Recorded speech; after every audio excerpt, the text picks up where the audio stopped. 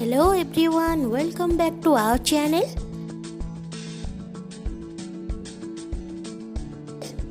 आजिर आमर video topic रहूची 1000 दिनर गुरुत्व। जदि वीडियोटी आपको भल लगे ताहले निश्चिंत रूपे लाइक करंतु, कमेंट करंतु, सब्सक्राइब करंतु एवं शेयर करने को भूलिबे नहीं। शिशुर जीवन सठिक रूपे आरंभ करने प्रथम 1000 दिन अत्यंत गुरुत्वपूर्ण अटे। यही समय भविष्यतर स्वास्थ्य और मानसिक विकासर मूलदुआ पड़ी थाए।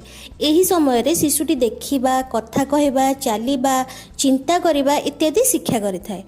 तेबे चलतु जानिबा 1000 दिन कौन। शिशुर जीवन गर्भधारण समय आरंभ होता है।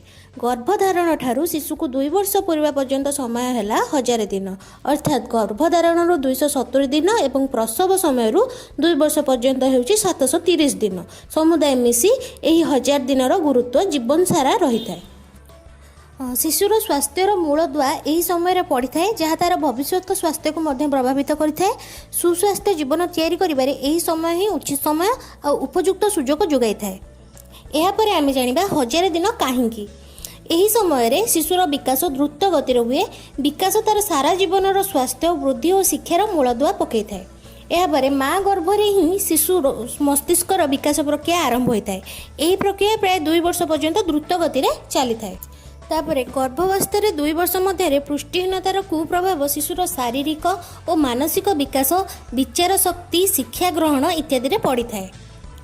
यही समय पुष्टिहीनतार शिकार हेले शिशुर रोग प्रतिरोधक शक्ति कमी जाए। यह शिशुर जीवन उपर प्रभाव पकाई पारे। जीवनर परवर्ती अवस्था यह सुधारवा स्वास्थ्य उन्नति आने कष्टकर व असंभव हो पड़ता है। क्रमागत भाव में पुष्टिहीनता हेले शिशुर उच्चता बयस अनुपात हुए ना, तेणु शिशुटी गेड़ा व स्टंटिंग हुए। गेड़ा शिशु परवर्ती समय कम शिक्षा, कम रोजगार करे, तेणु परिवार रोजगार कम हुए। शिशुर सठिक वृद्धि और विकास हो न पारे तार बुद्धि कम हुए। यापर आम जाना 1000 दिन किछिटा पदक्षेप विषय। तो 1000 दिन प्रथम तो आमको एंटीनेटाल केयर बा प्रसव पूर्व कालीन जत्न विषय जानवा को अच्छी।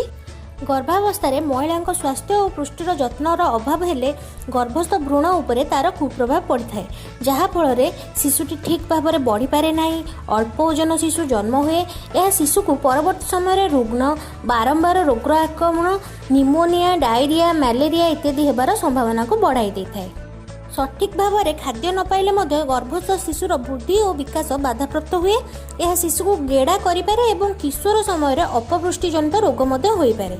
यह स्वीकार करा जाय पारे जे गेड़ापण दूर करने 1000 दिन सुजोगर द्वार रही अछि। यही समय मध्य पर्याप्त और सठिक पुष्टि गर्भवती महिला और छोट शिशु पाई पारे अपपुष्टि मुक्त हो पारे।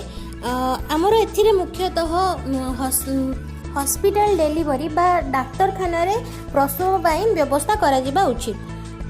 जन्मर 1 घंटा मध्य पिला को स्तन्यपान कराइबा उचित। शिशुर मस्तिष्क और स्नायुर विकास स्तन्यपान होउची सर्वोत्कृष्ट। माँ क्षीर मिलुथिबा फैटी एसिड एवं अन्य सूक्ष्म पुष्टि शिशुर मस्तिष्क बुद्धि को सहायता करिथाए।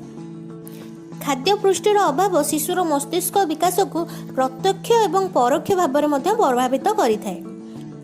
पुष्टिर अभाव हेले शिशुर अभिज्ञता और कार्यकलाप कमी थाए, जहाँकि मस्तिष्क विकास को कम करे। पुष्टिर अभाव प्रत्येक भाव में स्नायविक विकास को प्रभावित करिथाए। 6 मास पर शिशु को अनुपूरक खाद्य देले से शीघ्र बढ़े। 6 ରୁ 24 मास मध्य सठिक मात्रा पुष्टियुक्त खाद्य देले वृद्धि और विकास पर्याप्त हुए।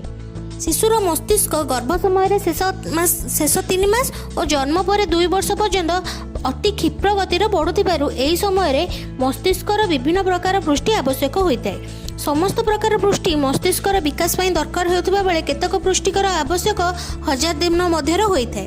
पुष्टिसार, फैटी एसिड, लौह, जिंक, आयोडीन, क्लोरीन, फ्लोरेट, vitamin A, vitamin B6, vitamin B12 इत्यादि अत्यंत आवश्यक पुष्टि यही समय आवश्यक होता है। परिष्कार परिच्छन्नता और हाथ को सफा रखिले पिला स्वास्थ्यवान होता है।